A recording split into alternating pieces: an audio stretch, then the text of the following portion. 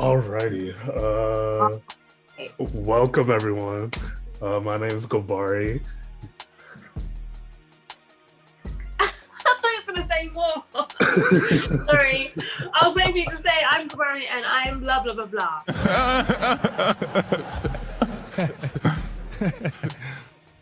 And I'm Luyando.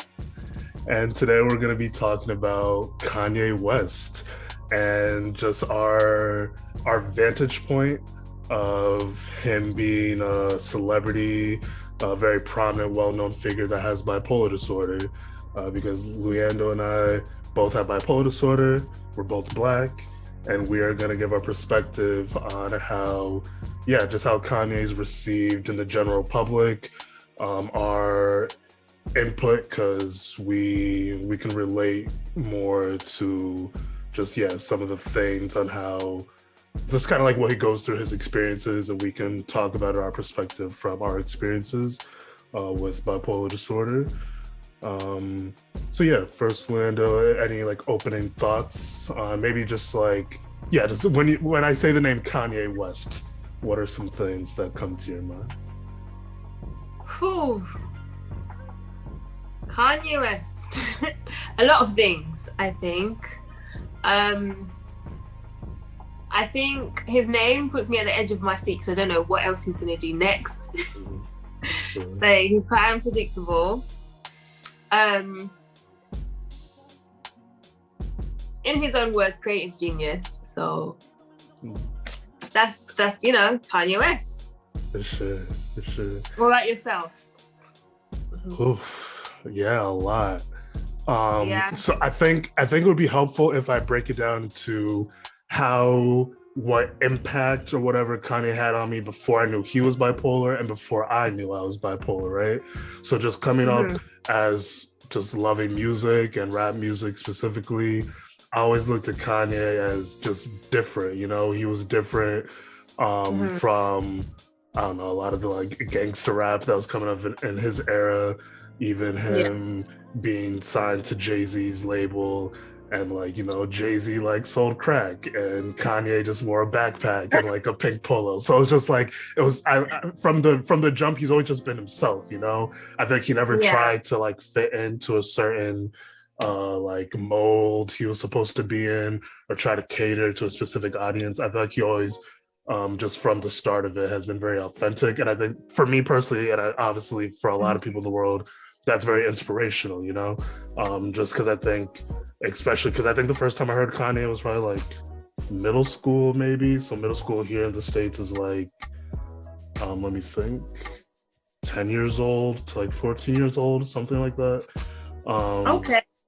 Yeah, so during that time, there's definitely a lot of like trying to figure out like who are your friend group, like how do you fit in terms of the school environment and stuff, right? So you're just trying to find yourself and figure out your identity. So listening to Kanye that was definitely very inspirational for me in that sense. Just even his comments with like the George Bush hates Black people, with the Hurricane Katrina stuff, to the Taylor Swift incident. Whether or not those were right or wrong, just the fact that he has the boldness, the audacity to say what's on his mind, that's inspiring, for better or for worse. So that was before I knew I was bipolar, before I knew he was bipolar. So that's the thing though, Kanye started acting crazy in the media, right, before I knew I was bipolar. So before I never really had that perspective of like, okay, what's causing this man to act like this at times, right? So let's start with, I guess, like the Taylor Swift incident. I was just like, all right, I guess Kanye really rides for Beyonce. Like he really liked the Single Ladies music video. But I was also like, that's rude. Like, you don't need to interrupt Taylor Swift's acceptance speech, just to say what's on your mind. And then I was also trying to contrast that or compare that with, think about it though, because Kanye started out as a producer. So he had to kind of like fight his way in the ranks of like, all right, people taking him seriously as a producer. Yeah. So people start taking him seriously as a producer, and then he tells people, hey, I want to be a rapper. again, people are writing him off like, nah, you can't really be a rapper. So he kind of has to have this massive ego or self-confidence to be like, all right, it doesn't matter what other people are saying around me. I believe in what I can do. I'm going to keep doing what I have to do to make it, kind of thing, right? So that attitude takes him to becoming one of, if not the biggest rapper of his generation, right? I'll say the biggest rapper of his generation. So then now he's the biggest rapper, even though people told him he couldn't be. And now he's like, okay, I want to get into fashion, right? I want to be in the fashion industry. People are telling him, no, you can't be in the fashion industry. You can't make high-end luxury clothing. And that's when we have like the Sway interview. Like, you don't have the answers, Sway, because now people around him are trying to tell him again, like, oh no, you can't do this, do it that way. So again, he has to have this massive self-confidence to be able to like ignore the naysayers and do what he wants to do. And then now he's a billionaire because of his clothing, right? Yeezys. Everyone is wearing Yeezys. When they first came out, people were like, oh, I don't know if I like how they look, yada, yada, yada. So I say all this to say Kanye had needed that attitude throughout his whole trajectory to get to where he is now. Mm-hmm. So when you look at things like the Taylor Swift incident, it's like, okay, there's good and bad that comes with that, right? Because you kind of need that nobody can tell me nothing attitude to accomplish some things. But then on the other hand, it's like, okay, maybe sometimes you do have to listen and like dial it back and not feel like you're going to ignore any type of advice people give to you. So before I get into how it changed once I realized I was bipolar as well, I don't know if you want to say anything on that, or maybe how you received it before you knew you were bipolar, or you could start with after. Well, I wouldn't say I would have suspected he was bipolar before it came out, because at the time when Kanye West, began his career, at the time, I think in the media, celebrities did wild things anyway. You heard wild stories about them, and it's kind of normal for a celebrity to do eccentric things. I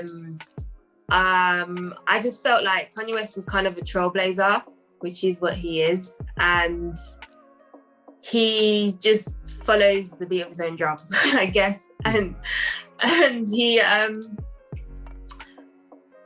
feel like I connect with him more now that I know he's bipolar. I feel like I'm much more like, I can see where the depth of your passion comes from, I guess. I feel like I sense that more now that I know he has the same condition. And I don't know, I just feel, I don't know. What else? What can I say about Kanye West? If I may like interject there, I think we could go deeper with something you just said. Do you think you could, for people listening and watching, maybe dive deeper, elaborate on the ambition, like that big ambition that comes with maybe being manic, hypomanic, whatever?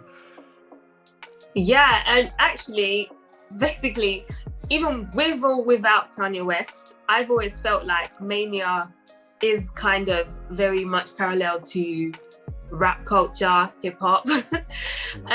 Like the same things kind of manifest in the same way, where you have like this puffed up, grandiose self-image of yourself, where you have exuberant spending, lyrics are very sexual or aggressive, and all that stuff is all in rap culture. So for me, I feel like it's already celebrated in culture. Mania is anyway, but we just I don't think we realized what it was and the destructiveness of it, if it's not contained, I guess. So I've always felt like that, even without Kanye West. Like when I had my manic episode, I was like, oh my God. Like I could make the connection with that. And what else? I don't know. So it made me wonder, like, how many more people may have bipolar and not realized. Yeah, for sure.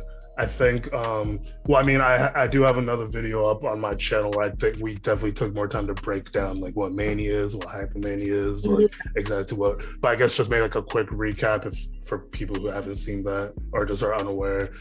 Because I've noticed that like a lot of the misconceptions about bipolar disorder is just like a bunch of rapid mood swings, right? Like it's very Yeah. unpredictable. You don't know. So maybe just could you give a little like mini breakdown of what essentially bipolar disorder really is? Because I feel like that would maybe help people more in terms of how they understand some of Kanye's antics.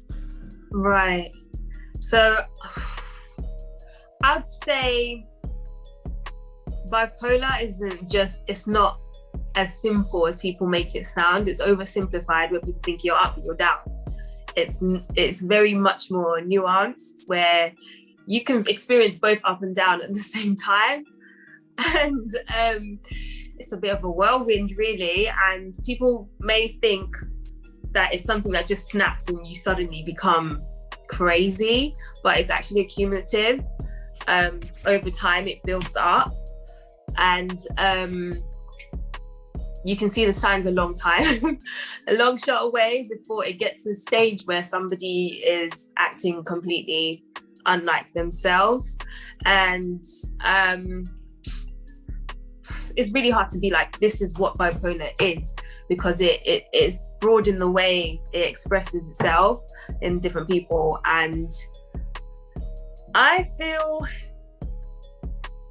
honestly, like mania is something that I can't even describe. It's something you'd have to go through to understand. But I remember saying to my dad, when I came like back from hospital and stuff, that I understand why people are hooked on drugs, because I felt like an incredible high basically, and if I could, I'd stay there. I'd literally stay there. I missed it when I came back, and I came back to myself, and then depression came. I missed it so much, and that's kind of what made the doctors realize I had it, because they were like, yeah, a lot of people with bipolar miss that. And he explained to me basically the chemistry in your brain responds the same way as someone taking drugs. So the dopamine is over, like everything, oxytocin, all your chemicals in your brain basically are elevated in the same way that taking drugs might change your brain chemistry. So you might experience that and feel like, so that's the closest way. It's a horrible way to explain it, but not saying go out and do drugs and find out what maybe it's like. Definitely not saying that, but I'm saying that's the only way I could describe it to you guys, and which is why I would never do drugs, because I just don't feel like I'd like to lose control like that ever again, on purpose as well. Like it as elevating as it was, it's scary for the person as well and scary for others. So that's that. That's real. I'm wondering to build upon that. What do you think about, maybe we could take some notable Kanye moments in the media, and we could give our perspective on, did we think it was maybe mania? What are some of the symptoms that we think that could like pinpoint or that characterize it as mania? Or maybe if we think, oh, maybe that wasn't mania, like you said, maybe that's just like a celebrity being under the spotlight and just having like a act out moment. And then also, I don't know what's true either, because the media says anything. You just don't know. That's why I'm just like, can I really say? Because I don't know. I never physically witnessed that myself with my own eyes. And in fact, interesting you say that, because when he started the whole presidential thing, I remember Kiana messaging me. She was like, oh no, like, I think he's manic. And I was like, no, like, I think maybe he's playing on it. So he knows that people will be thinking, what the hell is he doing? Is he having another breakdown as a way of gaining traction with his campaign? Because I remember him when he started all that, and then did that video that looked, very cohesive, where he goes to the ballot box, has a hoodie on. I was like, yes, I knew it was a mania. I knew it's well thought out. This is planned. Do you know what I mean? But Kiana was a bit like, nah, he's manic right now. But for me, I was like, I don't know. I guess I was like, oh, maybe not. Yeah, I think things went left. Yeah, So that's the thing. I think that touches upon a point you made earlier that you could, well, it's not exactly the same, but similar. Like you said, you could feel high and low in the Yeah. same moment, right? With mania. I forget, there's a specific term for it.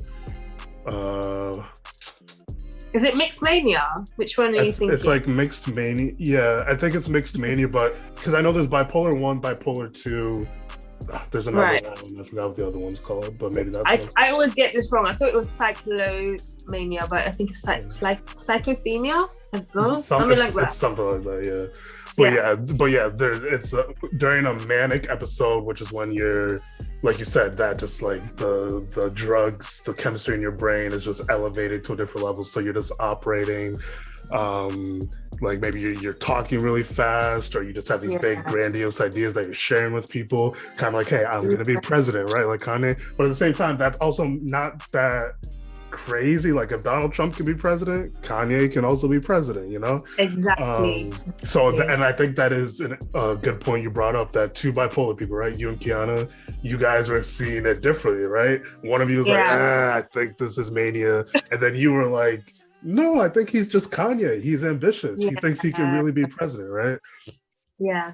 So for me, and that's the thing, I think it's not an either or. It's more like a both and kind of a thing, in the sense that I don't think Kanye has been manic his whole career, right? Yeah. Because it's still his That's ambition. impossible. Do you know how much that takes out of you? Do you? For real. That's not that you can't be manic for a long stretch. Exactly. You don't understand. So that's the thing. He always has this, like you said, this beating of his own drum, like this inner driving force that makes him believe he can do anything he puts his mind to, right? Correct. Mm-hmm. So that just means he's already naturally ambitious.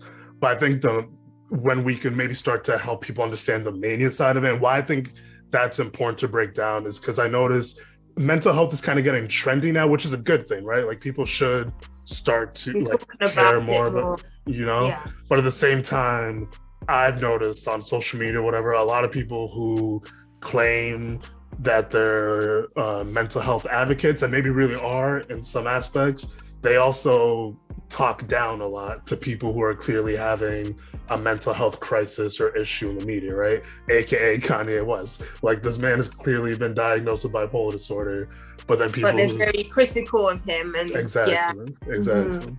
Yeah, it's because it's cutesy to be like, oh, I've got depression, anxiety, I don't know. I guess those are the more palatable mental illnesses to have. Yeah. Not that people are trying to jump on a trend, but it's like people that really don't understand it, I don't know. They're I don't want to judge people, because I remember when I suspected I had bipolar, and I had people invalidating me around me, saying, no, you don't have that, because my sister's got all these mental illnesses and you're not like that. You don't do this, you don't do that. So I just kept my mouth shut and just kept it moving. Do you know what I mean? So I like that people now are still kind of saying I can identify with those feelings, emotions, states as well. And I'm hoping that would lead more people to get help. But this is the problem. I just feel like even after a while, when I stopped engaging with people with mental health issues, and I'm just around normal people that have never had a breakdown or episode, I find myself being harder on myself and harder on people, not harder on people with mental health problems, but I feel like I start maybe buying into the narrative that you can just do positive things, like make sure you sleep on time and exercise and do all these things and you'll be fine. Like I start buying into that, I think. I don't think they consciously mean to like talk down on people with like big crises, but I think it's the way the culture is at the moment, they end up being like that. And also they're probably ashamed themselves of themselves. Usually people who have a lot to say about other people are carrying a lot of shame, and it makes them feel better that I'm not that bad. As humans, I mean, I think historically it's just this like the sense of like the other, right? Like, Yeah. is it xenophobia, right? Like the fear of others or someone that's not like you. So like whether if we like go back in history and if we believe in like cavemen and stuff, right? So like Yeah. these ancient humans that it's like, okay, you have your little family, your little tribe, but then you come across another tribe of humans, you're like, I don't know who you are. So you put up this like wall, this defense Yeah. mechanism, you know? Because like I don't know you, I don't know what you're like. Your ways of doing things are strange to me. So I don't want Yeah. to take the time to understand it. I feel like I have to kind of like guard It's perceived myself a again. threat Hmm. subconsciously. You're right. So I was thinking that. I was thinking to myself, humans don't like difference. Mm, We don't like it. yeah. You know? And it's not to say we're bad people, but as you've described, it might be a mechanism that we've used for years to survive. Mm. But yeah, making sure you attack things that are different because it could threaten you, be a threat to yourself. I don't know. And mind you, Yeah. Mm-hmm. I think, let me see, how am I trying to approach this? So for me, Mm-hmm. some of the hurt that I experienced from my manic episode was that people who knew me beforehand treated me differently after the manic episode, right? And in my head, I was thinking, but you guys know how I acted before my manic episode. So why now that I had it, you approach me as if you have to be on edge, you have to be so cautious around me, kind of a thing. Why I bring that up is because still, I think it's okay to have walls up, or not walls up, but to be cautious when you're around something you're not familiar with. For instance, if I'm walking down the street and I see someone acting strangely, I'm not just gonna be like, "Oh, do you have a mental health issue? Let's sit down and talk." I'm probably gonna maybe that's where I'm stuck. Do I do that myself? No, I wouldn't. Mm-hmm. Yeah. And I feel like, as you're saying, not to interrupt you and divert. No, I was just feel like, yeah, just to backtrack on what I said about, I feel like I'm harder on people now that I'm like so around normal people, I guess. I've always often questioned myself, if a family member of mine was having the same episode, would I have shown the same support they did? Because my family were amazing. So I don't know if I would have that, or if I'd be like so panicked and like trying to control like their experience. But sorry, as you said, Mm-hmm.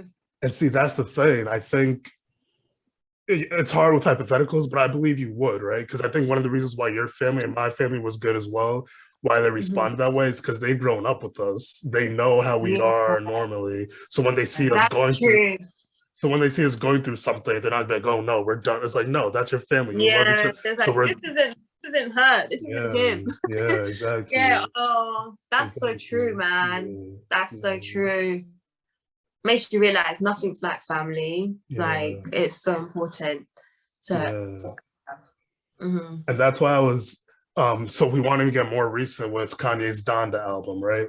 And there's a lot to discuss with that, but so in terms of some positives to start with first, I was excited to hear Jay-Z, right, on the album, because some, maybe not everyone's familiar with, I think, was this like the Yeezy era, like the Yeezy album? But there was a viral video of Kanye going on a rant at one of his concerts, talking about Jay-Z and Beyonce and how that was the Life of Pablo. I remember. Yes, just before he got hospitalized, wasn't it? Yes, exactly. And he was going on a rant about how they weren't supportive, right, when Kim Kardashian got robbed in Paris. So he was going on a rant, and that's if I may, from my perspective, that's a very manic thing to do. Something that probably should have been a private conversation between him, and he decided, nope, I'm going to share that publicly with the whole world. Because for me, from my experience, when I was manic, a lot of my filters and like inhibitions just like went away, right? It's like, nope, I'm gonna say whatever I want to say, however people want to take it, that's on them. I have this calling to just be a bearer of truth, but then when you come back down to earth, you're like, hold up, maybe I shouldn't like be posting on social media some things that I'm posting, right? And did you feel like that though? Did you actually feel like, oh no? Because I feel like some people deserve the smoke. I'm sorry. I comfortably say I said what I said. You're funny. Yo, you're gonna give me the hiccups. I'm gonna laugh too much. Let me chill. No, for that was something. Let me. Okay, I was gonna say some things I said were valid, but I would change the way I did approach it. You know, because like normal Gobari, quote unquote, like not manic me, I'm still pretty like outspoken or whatever. But my natural demeanor isn't necessarily to be what's the word, like combative or whatever. Like I'm not trying to just provoke a response out of something. Like if I have a firm belief in something, I'll still try to approach it in a way that's like gentle, or like I won't just try to be like, you suck, you did this is trash, I'm calling you out for it, depending.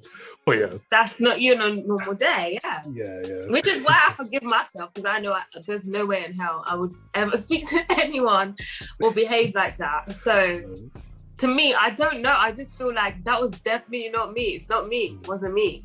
Sorry. You're funny. So you're like, it wasn't me, but I said what I said. Yeah. It wasn't me. Hilarious. Nah, I feel that. So why I brought up that is because I was happy, because that connects to what we were saying, right? About our family growing up with us, right? So when they see us going through something, they know, wait, no, that's not my daughter, that's not my sister, that's not my son, that's not my brother.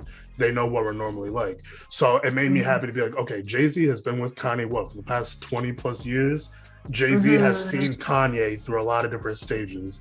So for him to, even one of his verse, he was like, this may be the return of the throne. Or maybe it's, I'm gonna get the order mixed up, but he's like, not me with all of these sins casting stones, right? I'm like, go ahead, talk that talk. Because he's like, I have all these flaws. So he's like, how can I judge Kanye for some of the things he's done? You know, like we all have our things that we struggle with. I didn't hear that. I need to go rewind and listen properly. But I've been loving it. I've been loving that album. Yes. So that is going to carry me through this winter, this cold winter. For real. I love it. I love it a lot. It's just, he is very talented. You cannot deny that about Kanye West. And I'm very proud of him to keep going. Because I don't know, how does he do that? Because my manic episode, I just disappeared for 2 years. Like, do you know what I mean? I didn't disappear, but I slowed down a lot. Like, I can't even explain. But I've never had a relapse, so I don't know. Which is interesting. I feel like our friend Kiana, right? I think we need to somehow do a video with her one day too. But I think she could probably maybe relate to that more, because I think both of them are kind of established already in their careers, so to speak, right? Kanye was already doing his music thing. Kiana was already doing her journalism thing, right? So, and Kiana has like relapsed or had other episodes after her first one. But for her, God bless her, she just keeps bouncing back and doing more stuff, right? Yeah. So I think it may be helpful when you're already kind of walking in what you feel like you're called to do, kind of a thing. But so on the other hand, though, I think it's also helpful for not like a diminishing way, but people like me and you, right? Like we're still just living like our regular like day-to-day lives. As we're still trying to find our careers and our feet and stuff. I feel like we're in an industry. I don't think. Do you think they'll be supportive of us? I don't know. I feel like it's scary. I think they would be, but I don't know. Well, when you say industry, what do you mean by that? We're more they're in very creative, like, careers and roles, whereas I feel like you work in pharmaceuticals, I work in banking, it's very regulated, like things like that. Are they going to think I'm a risk? Are they going to, do you know what I mean? Yeah. That's what I'm trying to say. Like, I think I'm failing to explain myself, but do you know what I mean? Yeah. Which is why I feel like this is what's keeping me depressed. I'm not doing what I really feel is in my heart, and you wouldn't know by looking at me that I believe I am a creative person, and I'm not feeding that side of myself, and it's killing me. I'm not gonna lie. But it's just like, I'm taking baby steps towards it, so I'm working towards it. Not like manic Luyando, that was like, I'm gonna quit my job and I'm gonna be an entrepreneur and I'm gonna make money and all this stuff. But I'm working on it. I'm trying to feed that and be able to support myself fully in the things that I believe in. And I'm so proud of Kiana as well for that, because she's like a bounce back queen. She literally carries on so well with everything going on, and her career is on fire. She's great at what she does. And I feel like that's so important for someone with a mental health condition, because people will find reasons to look down on you, I guess. And it's not fair. I feel like we might have to work harder. It's kind of now, this is now diverting towards race, because this is another layer that we need to overcome to prove that we're good enough. Because society generally thinks less of you if you are Black. And for me, as a female. And then now I have a mental health issue. It's just a lot. Yeah. It's a lot. But, you know, I'm grateful. I don't feel bogged down by that. I don't feel like I'm treading through it so much, because I have a great supportive employer. At the moment, I have a supportive family. But it's just now getting myself to the next stage where I feel like I'm actually living my dreams is the challenge. Because it's safe being in a corporate environment. It's safe. Because if I'm sick, I still get paid. If you're doing a creative job, you've lost the work. Like if you're having an episode and that's it. Like, which is why I just respect what Kiana does on her own. For sure. No. One, thank you for being, you know, so vulnerable and just really sharing your real-time emotions and thoughts about just where you're at in life.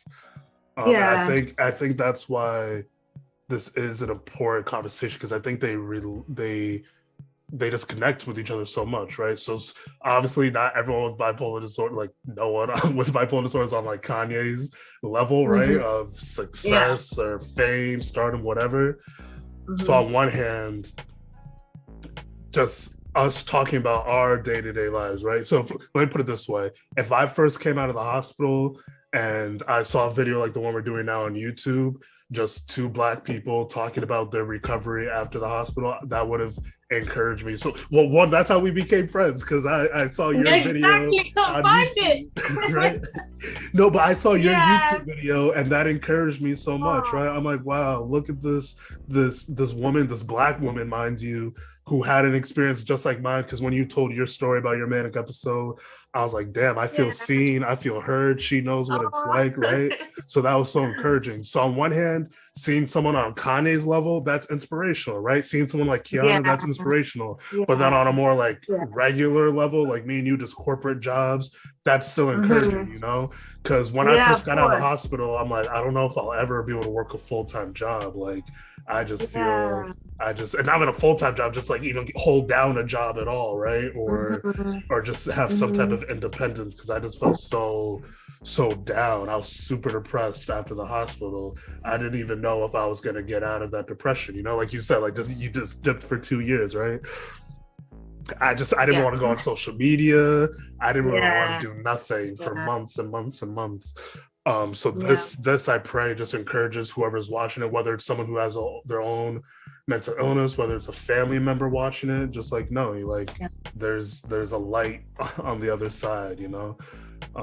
Even as you said, though, for me too, like, I have my moments of self-doubt, whether it's because I'm pursuing music, and there are some days I'm like, I'm feeling it, I feel inspired. There's other days I'm like, I don't know if I have the discipline for this. I don't know if I have the consistency to really do this the way I want to be doing it, the way I feel like I can do it. But I think, a very important thing with people like us with a mental illness, any type of mental condition, is literally just moment by moment, day by day, you know, just taking care of the things we can take care of and not worrying about the things that are out of our control. So whether that's just waking up, brushing our teeth, you know, doing self-care. So, because fam, after the hospital, it was hard to go brush my teeth. That's how depressed I was. Like, I don't even want to walk all the way to the bathroom, have to brush my teeth. I'm like, that's too much work. I'm too mentally drained to even go brush my teeth. So now I get up, I go brush my teeth, I pop out of bed. It doesn't take me forever to get out of bed. So like, Yeah. glory to God, you know, like I'm grateful for the progress I've made since then. We thank Um, God for that. yeah, Amazing. for real. And yeah, so I was gonna, yeah, maybe if we do, well, your calls. So speaking on Donda, there are some negative aspects that come with that, right? I personally love the album, and I think Yeah. you're better to speak on this than me, whatever you feel comfortable speaking about. But there's Okay. controversy with the baby being featured on the album, right? And just to kind of like Right. set the scene a little bit, you know, the baby had his inappropriate, to say the least, his offensive comments on people Yeah. on the, I guess I don't want to say the HIV community, but yeah, the community of people who deal with Yeah. HIV, the LGBTQ community. And then he also has Marilyn Manson on his album, right? Who Yeah. was accused of sexual assault with multiple women. So that on one hand, Yeah. and I'll just say this real quick, and I promise you have the floor. You give your thoughts on it. So on one hand, if we're talking about Kanye's trajectory throughout his career, he's not afraid to push certain buttons, to challenge certain thoughts. Yeah. But then on the one hand, it's obviously we've seen him just make mistakes, right, and do things he shouldn't, and how I view he shouldn't have done. So you go ahead, give your thoughts on it. So with Marilyn Manson, has he actually got any sound on the album, or was he just brought out on stage? Because I didn't hear anything. On the final song, so when the album was first released, he wasn't on there because the final song of the album was left off. But eventually What's the name of that song? It's called Jail 2, Jail Part 2. Oh, I haven't listened to Jail 2. Okay, I haven't listened to Jail 2 yet. Yeah, so he's on the chorus. Yeah. Okay, so this is where, at the end of the day, everyone has the freedom to do what they want to do. But as I was saying, it would have been nice to have a bit of compassion towards people who may be impacted negatively by these people that are in the public eye for their actions and words. You know, I was literally thinking about it yesterday, because I was thinking, if I was to have I was to ever speak to Kanye West and I was to ask him about that Marilyn Manson moment, I'll just ask him to think about whether, just to imagine that his lovely daughter North was taken advantage of by a man she loved, and he was then promoted, put on pedestals, put on, you know, his career still elevated in the media, and made her to feel like a liar.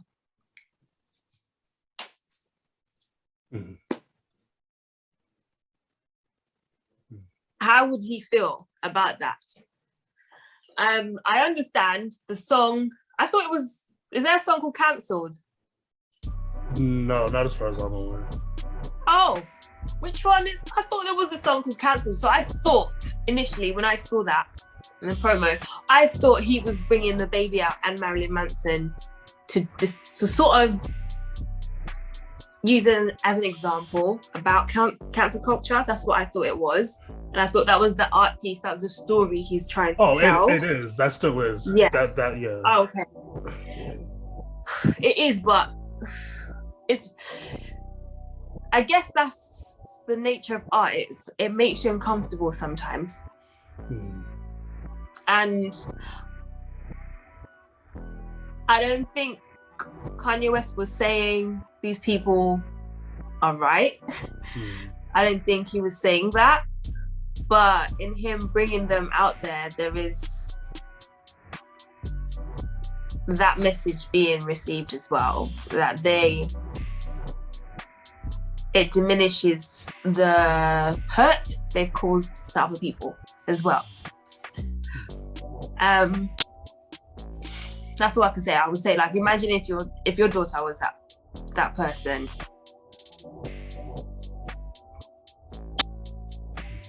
Because unfortunately, we live in a world where not a lot of people are wise about things, and people want that confirming belief that some people's feelings don't matter. And if you do that, you just reaffirm those people. Not everybody's going to get that message that you want. But what can I say? Do I hate Kanye West for it? No. But it hurts to see that. Yeah. I feel that. Oof, yeah. I was listening to a podcast. I don't know if you've ever heard of it. It's called Dissect. It's on Spotify. And it's a podcast series that literally each season they pick one album and they just go through it. They talk about the references in the album. So like they've covered like Beyonce's Lemonade. Oh, that's cool. I'll write that down. I haven't. Oh, do you know what I love? I love Genius. I was like, that is something I would think of making. I love the Genius website. So that'd be great to like listen to. So I think it's so good because back in the day, I remember in primary school where we didn't have internet. So everyone would print lyrics off and then you'd just be like learning off the sheet and stuff. Like I just used to love just getting the lyric sheet out all the time. And like I felt that was lost as the internet happened. I don't know. But I feel like Genius preserves that and it just, helps. For sure. Yeah. So they haven't done a whole season on Donda, obviously, because like it just came out. But when it first came out, they did like an hour-long episode, just like their initial thoughts on the album. And so what I think is helpful about that podcast is it like brings up like Genius, right? If you click on some of the highlighted lyrics on the Genius website, it'll like break it down of like, oh, this is what this artist is referring to, yada yada yada, right? So so the Yeezus album, right, for Kanye, me personally, I didn't like it that much when it came out because just like the harsh sounds and everything. But I listened to the season they did a whole season on Yeezus, and after listening to that season, I'm like, wow, Kanye is like, I personally think like really a genius because when they start to break down like why he did some of the things he did on the album and the things he was referring to. I'm like, wow, I would have never, on like the surface level, I would have never thought of this. But the way they like broke it down, I was like, wow, this is really truly a work of art. So in terms of Donda, literally they took the first like 10 minutes or so of the episode saying that they didn't like that he brought out Marilyn Manson, right? For his listening party, and that he was on the song. And they weren't trying to defend it at all. So they clearly said like, we wish he didn't do that. They said, we're just going to try to give some context as to why we think he did it in terms of the narrative of the album. Because they mentioned that jail is a big part of the theme on the album, right? Whether that's like the first song being Jail, whether that's he has a voice, like a voice recording of what's homeboy's name? He founded the Gangster Disciples, Larry Hoover. So he was a founder of the Gangster Disciples, a gang in Chicago, right? And he's been in jail for over like 20 years or something now. So his son, Larry Hoover Jr., he like leaves a voice message on Kanye on the album, talking about how thank you Kanye for fighting to get my father out of jail and for like prison reform, right? So jail is like a constant theme throughout the album. And also the theme of forgiveness, like God's forgiveness of sinners, right? So how they explained in the podcast is that they thought Kanye was trying to like push the envelope, quote unquote. They said they didn't like the way he was doing it, but to give context, they think he was trying to put like, yes, people do really bad things, but in the context of not God, the worst thing they've ever done. It can still be the worst thing, but in the context of God, God still is capable of forgiving and transforming anybody from the worst thing they've done, and been able, if they repent, and like God can like redeem them and turn them into something better, kind of a thing. So they're like, they think Kanye was trying to put it the fact like, hey, these are two people who are disgraced in the public, but they're not out of reach of God's forgiveness, so to speak, right? Yeah. But what they Yeah. said though is they wish that Kanye, because they think that like if you look at the Bible though, God really only like forgives people who are repentant, right? People who are Exactly. So this apologetic. is the thing. So they're like, Kanye, unless Marilyn Manson comes out and is publicly apologizing, then they're like, that doesn't make sense. But he That's can't not because he'll go to jail. Yeah. Honestly, like there probably was a way he could have done without actually including Marilyn Manson, right? Like for whatever it's I worth, think the baby was more than enough. yeah. Do you know what I mean? Like, Definitely. That's fair. God. Yeah, like there's a way to make a commentary, right, on like cancel culture. Yeah. Like you said, but with still being sensitive to victims of the very real offenses in cancel culture.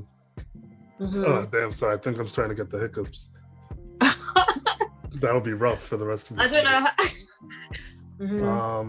know. This may be hard, but I think maybe we could both give our final thoughts on maybe just like something that for people watching, just the public, whatever, can keep in mind when they think about Kanye West whenever he comes up in the meeting.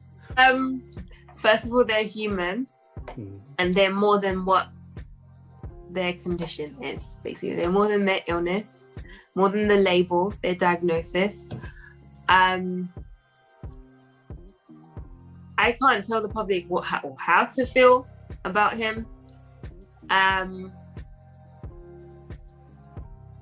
But don't use that as a reason to hate him. You know, because you don't know the full story. Like, yeah. Would you have thought he would release an album after that presidential thing? You wouldn't have. For a while anyway. So we don't really know what his actual state of mind is. We don't really know the extent of what he's going through is. So just be kind. Show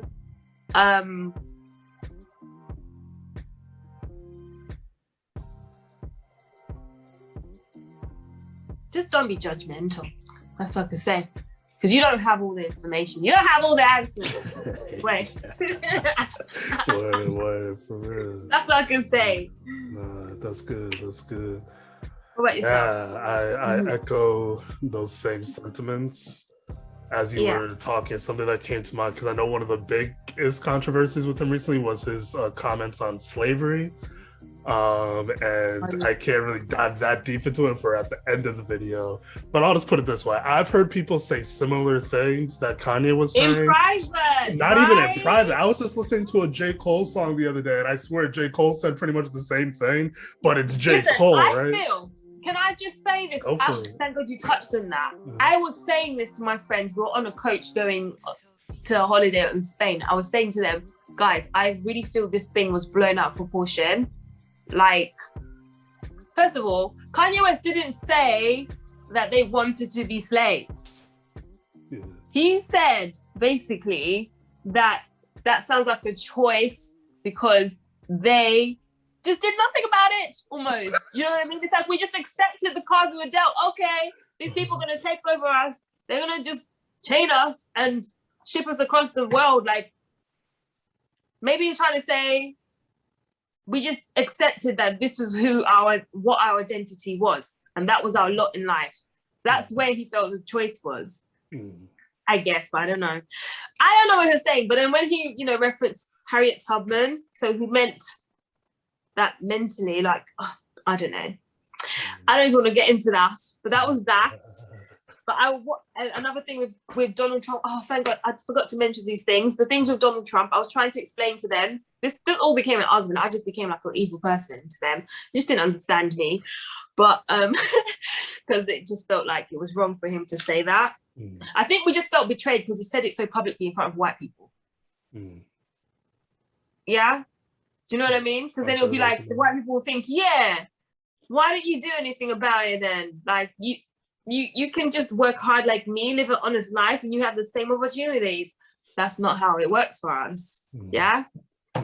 So I was saying with Donald Trump, especially after I watched that Charlemagne interview, which I tell everyone to go watch because it's such a beautiful interview. When he first had his episode, he came back and he was like, I explained that Kanye West is an artist, right? So he doesn't, it's not that he likes and aligns himself with Donald Trump's policies, behavior, rhetoric, whatever. But he sees Donald Trump as a concept.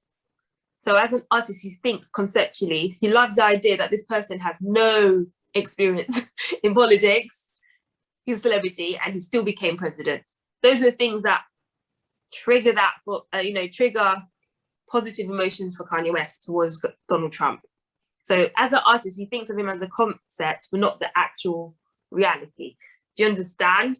So that's what I was trying to explain to them. So it's kind of a way of him taking the good from the bad and making it his, which is what Kanye West does. He sees concepts and he makes it in his way, right? That's what I was trying to explain. I wasn't saying that he was right to support Donald Trump. I was trying to explain his reasoning, which is what I suggest, I think is why he likes Donald Trump so much.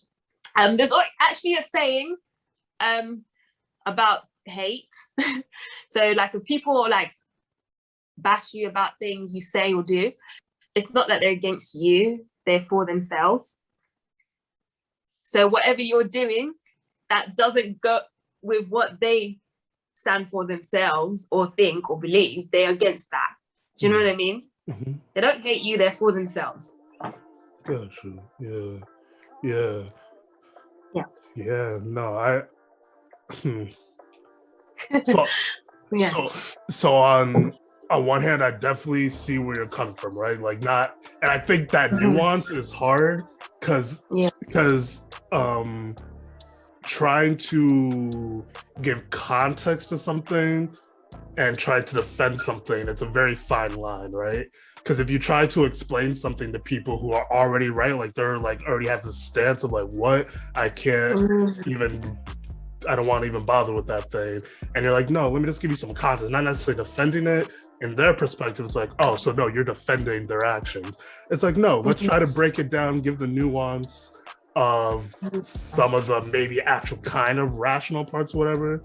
So for me, my like 2 cents on it is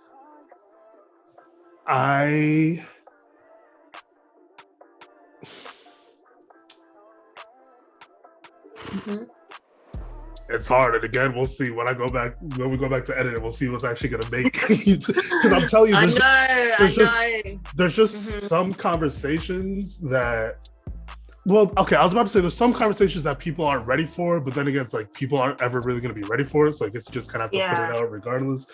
It's hard for us as Black people, right? We've experienced so much trauma, not just in the US, not just in the UK, throughout the whole world, right? Just dark-skinned people in general, whether you're dark-skinned in India, whether you're an Aboriginal in Australia, just unfortunately darker complexions have faced trials and tribulations throughout the whole world. So much persecution and So with regard specifically to Black people of African origin, I should say, it's hard to wrestle with the nuances of our history, right? Especially in the US, I don't know where they start the UK with speaking on Black history, but in US, Black history really just starts from slavery, right? Growing up in schools, that's where our Black history starts. They don't talk about the empires that existed in Africa and Timbuktu, the universities in Africa, and some of the founders, like the great fathers of Christianity or whatever, the ancient Christians that developed a lot of the texts that a lot of the Romans used, and like they were Africans, right? A lot of the first like Christian how do I say, like theologians or whatever, right? These were a lot of people that were from like northern Africa, right? Okay. So Africa has contributed a lot to the world besides slaves, right? and workers, right? But then I guess because it's what made America. Right, and America. In America, that's what they teach you. Yeah, and gross, absolutely gross.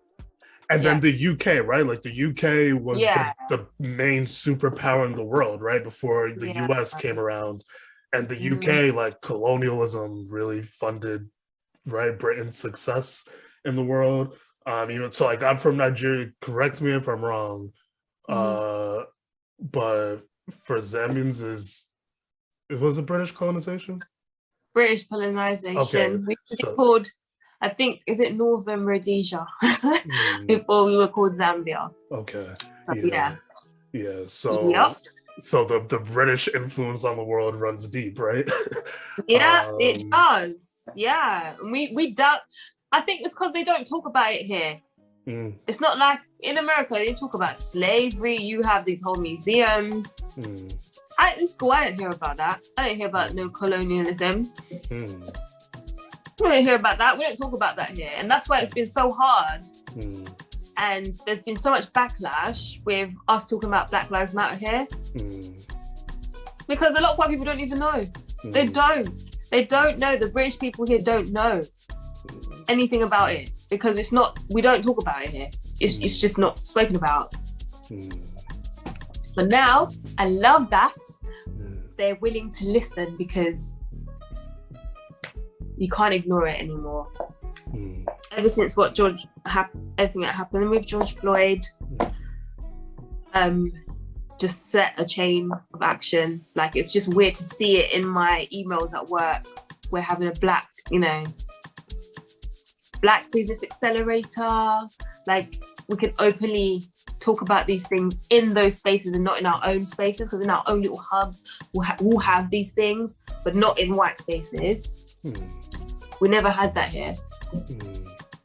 I don't know what that's like in America. Have you guys always been open, even in employment, like at work, before the George Floyd? Oh, definitely not. Okay, so it's quite similar. I mean, that's the thing. I think. So yeah, America, I think maybe better in like somewhat acknowledging, like they can't ignore that slavery happened. I think that may be the difference, right? Because America was literally built upon slave labor. The UK was already established, so to speak, just as like an actual country, but as a global empire, obviously colonialism is what took the UK to becoming like a superpower. But obviously how they even were able to colonize is because they already had a very strong navy, right? So just like if we're going back in like history, so yeah, the UK as like a European power didn't need slavery to become a European power, but America needed slavery to establish itself. So I think that's why America kind of is forced to have to acknowledge it a little more. The UK is probably like, well, we were already Britain before any African influence, yada, yada, yada. But I say that to say... Yeah, but how did they become... Where did they get their wealth? Oh, no, that's what I'm saying. I'm saying I think that's why they feel like they can turn more of a blind eye to it. Yeah. Whereas Americans, like literally, like, I think the UK's getting because you also like grew up there, but America, like Black culture runs stuff, right? Especially now with the internet being so prominent.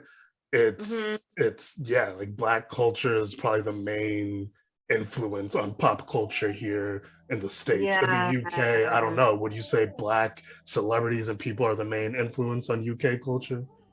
It's only starting to trickle that way. So when these Black grime MCs and stuff started doing their thing, now Afrobeats now is in the charts. Now I think it's like a lot more rappers are coming up now.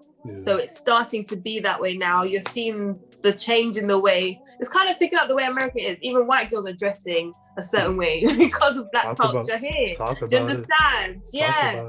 So that's been happening. Yeah, but it's just that we weren't getting acknowledged for it, which is similar to what happens to you guys in the States. So with those nuances, that's how I was bringing up the like African history or like the history of Black people before like slavery and colonization, right? Because the nuance I bring up, and I realize like sometimes it's a waste of my breath when I bring up, because people I sense don't really want to acknowledge it, like Black people, is that there's a lot of tribalism going on in Africa before the Europeans got to Africa, right? So and I can't, this isn't me faulting Africans whatsoever, because there's tribalism across the world, right? There's a reason Europe was Europe, because it's not like the British and the French are like, all right, let's join up. It's like, nope, Yeah. you have the French, you have the British. Like, we're separate, even though their skin complexion may be kind of similar. It's like, no, we're a different identity as a people. So obviously, just because we're all black in Africa doesn't mean, oh, we're all one people. It's like, the same. You know, like, no, we have our different tribes, right? Whether in Nigeria you have your Igbo, your Yoruba, or you have like your Zulus, or your Xhosa in South Africa, right? There's different ethnic groups. So it would be ignorant to be like, oh, once the Europeans came to Africa, you guys should have all joined forces to make sure they didn't take anyone as slaves, right? But the nuance I point out, even them, they had to come to some agreement, some treaty to share Africa. They still had to find somewhere. They were still fighting, like the heck. Yeah, and that's the thing though. So that the nuance with that is, on one hand, no, you couldn't expect the African tribes to be like, all right, we got to fight all these white people that are coming. But then on the other hand, it's like, we do as black people have to acknowledge that literally there were slaves that were sold by black people to give it to Europeans. I was about to bring that up. Slavery was happening in our societies before the white people came. It's not something they invented. They exploited it, but they didn't invent it. Those in power, it's like the Europeans just happen to have a stronger navy, stronger armies. So, because it's like, don't hate me, black people, but like, say if we in Africa happen to have the stronger navies and stronger armies, maybe we would have went to Europe. And would have, and I don't know, just that may be revisionist history. I doubt it, because we're humane. and we got we have all the resources in Africa anyways. Like, what do we just have different cultural values. We value family. We value human life. Sorry, there's no way we're putting no human being on the ship, chained to the bottom of a ship. I shouldn't laugh. We're talking about slavery, but you're full of it. You literally just said there was slavery in Africa before white people, and now you're like, oh, but we value this. We didn't do it to that extent. In fact, the slaves that we kept were criminals. It was when they did wrong. Gotcha. That was their punishment as a crime. But I was talking like I was there. I don't know. But you're right. You could think that, but at the end of the day, we didn't do it. So I'm not ever going to look at that. You're a peer. Think about that. And to this day, it's affecting us. So I'm going to stay mad at it. Because it's not fair. Like, white supremacy, why does that exist in the first place? We're made to feel like the minority. Why? There's definitely more. The problem began because they thought they were superior to us. That's it. And this happens. This continues to happen. Unconsciously, whatever. For too long. So I think we're definitely gonna have to. There's so much content we can but to try to maybe like put a bow on the Kanye portion of it, and I think I can find a way to connect it to that. So going back to the original closing thought I gave us both of how we would encourage people to consider Kanye when they think of him. We just touched upon like a lot of heavy parts of human history, right? So here comes Kanye, a black man in America from Chicago that's making it in the rap scene. And rap becomes this national and then eventually a global phenomenon, right? That's such an influence on culture. And Kanye becomes one of the main people. And then now but Kanye always has this ambition where he's like, I'm not just gonna be boxed in to like, oh, I'm just a rapper, I'm just a producer. Now Kanye has always had a strong artistic background in terms of like fashion. So now he tries to venture into the fashion industry, which is a very white dominated industry, right? So now it doesn't get so like, what's the word? Discriminative.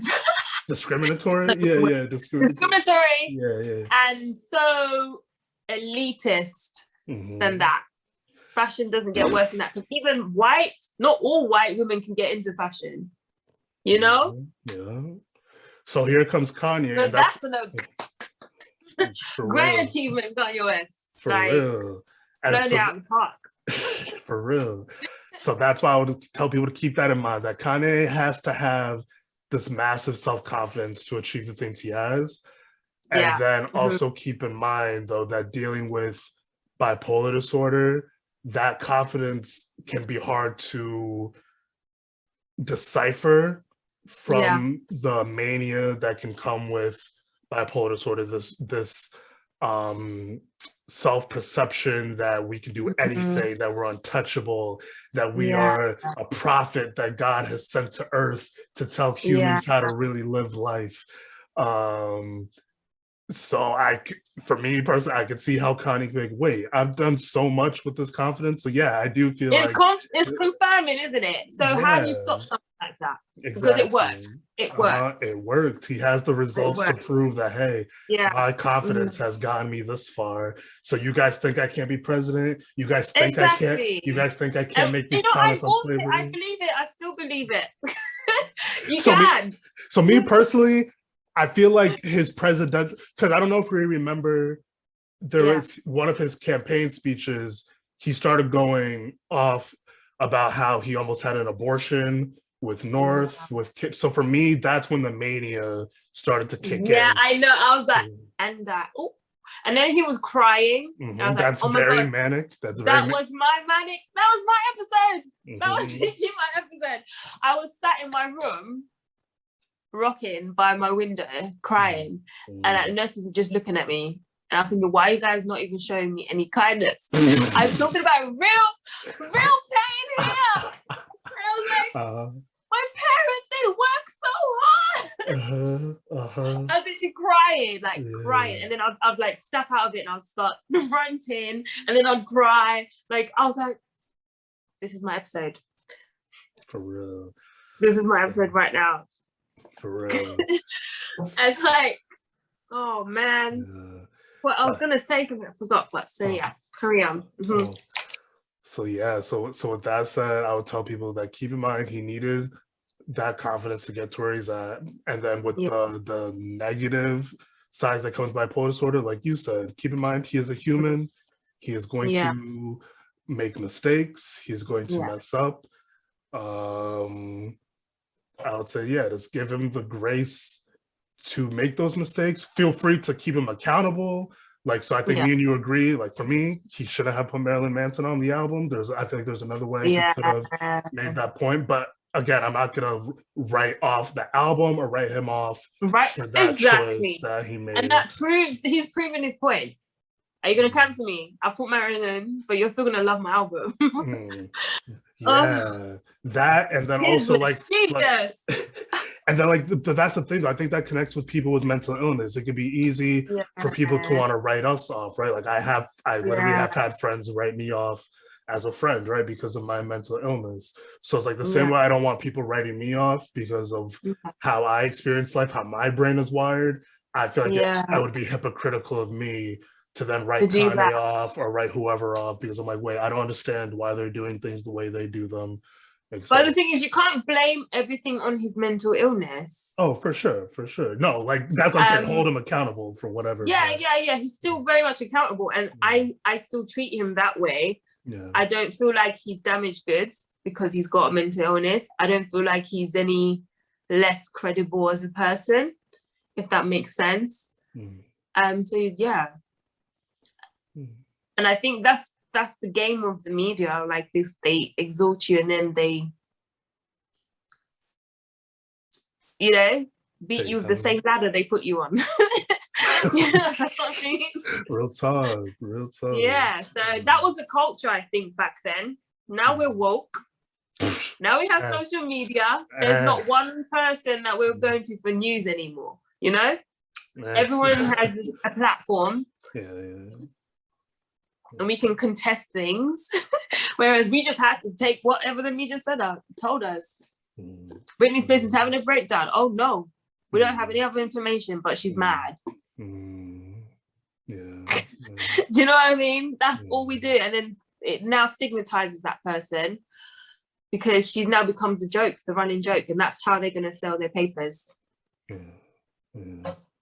And I'm so glad that hasn't happened to Kanye West, because I thought that was going to happen. I really worried about that. I really worried that. Actually, not going to lie, I didn't think it would, but I just thought it would be very terrible if from now on, Kanye West is seen as this person that needs to be in a conservatorship. Do you know what I mean? But yeah, we'll talk about that another time. And I wanted to say, yeah, like with mania, it can be dangerous. It's very scary for everyone involved, because I remember watching videos, like trying to find people who've had experiences like mine. And there's a woman who's now in a wheelchair because when she was manic, thought she could fly. And she jumped off her balcony in her flat and didn't feel a thing. And she's paralyzed for life. So that, I think I'm glad I watched that, because it really made me realize I need to make sure I stay well. Like, this isn't a joke. This isn't something to even glamorize or romanticize. I don't know. Do you know what I mean? Or act like nothing happened. Like, there's more to it. I could be physically changed forever from this illness as well. And people need to understand this. It's not that people with mental health problems are being devious on purpose or attention seeking, or just, it may look like they're having a good time, because they might be, okay? I will tell you. It might look like that at the time, but it is a very dangerous time. Very, very dangerous time. And yeah, please just show support and try and understand more. I can try, like, it's like me trying to, I'll be saying to people, like, it's like me trying to explain to a white person what racism is like. They'll never get it to the extent. As much as I tell them this is my experience, oh, what's the problem? Like, why can't I touch your hair? You don't understand what that carries for me as a Black person, because I don't touch your hair. Why are you doing that to me? It's like you're treating me like I'm an alien. Like, there's something wrong with me. Like, you're the norm and I'm the, what's the word, divergent. You know what I mean? Like, I don't look at your hair and go, why does your hair grow like that? Because you're white, I understand that. Why is it strange to you that I'm Black? What's the problem? Like, you don't understand. Like, before I used to be like, oh, it's not a big deal. It's not racist if people want to touch your hair. But think about it. Think about it. Why are they treating you like that? Because I don't do that to them. I don't say, oh, your skin is so pale. Does it glow in the dark? Like, do you know what I mean? Like, I don't get like that with you. Why are you doing that to me? Why is it normal for you to think I'm strange? Like, I don't understand. And that's what led to slavery. You came in for, oh, look at these savages. Let's now put our laws in them. And that's where, do you know what I mean? Where that's quite triggering for people. Subconsciously, we remember this stuff. My ancestors like, don't let her touch your hair. Hilarious. For sure. I'm done. Next thing you know, like, you can't even drink water from the same tap with someone because they think they're better than you. Like, but anyways, I've gone off on a rant. My week's been a roller coaster. I'm sorry, so if I'm a bit manic, that's why. No, you're fine. I think that's a somewhat lighthearted note that we can end on, just in terms of this specific conversation. I can't believe you're gonna put that in there. We'll see. It's silly. This is even crazy, but I'm free. I have to be free because I will end up in the hospital if I'm not. I have to.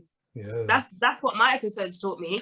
I can't be this people-pleasing person anymore. That's where it led me. Yeah. For sure. So yeah. For sure. Thank you so much, my friend. I always love high key, this is just how we talk anyways when the camera isn't on. Literally, So.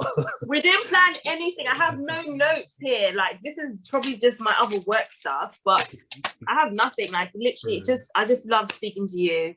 Gabari, honestly, it was just so calm. I feel like I'm the madman here. Nah, yeah, I'm giving us a bad rap.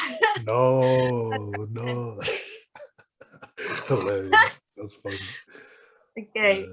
It's been a pleasure. We hope whoever's watching, listening, we hope this has been insightful for you in some way. Yeah, so until next time, be blessed. Be blessed. Take care. Take your medicine. For sure. Take care of yourself. Take care of yourself.